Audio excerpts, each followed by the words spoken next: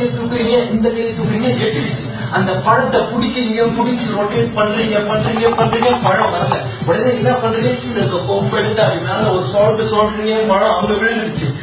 அப்படியே போயிட்டு ஒரு எய்ம் பண்றீங்க, எய்ம் பண்ணி கிட்ட போய் ஒரு குத்தி அந்த பழத்தை எடுக்கிறீங்க.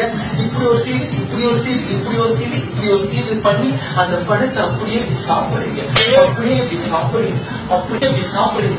சக்குன்னு பார்த்தா பெரிய பலாப்பழத்தை தூக்கி மடியில வைக்கிறீங்க, அப்படியே பழக்கிறீங்க, அப்படியே ஓபன் பண்ணி இருக்கிற பலாப்பழத்தெல்லாம் வாயில தள்ளுறீங்க, அப்படியே சாப்பிடுறீங்க.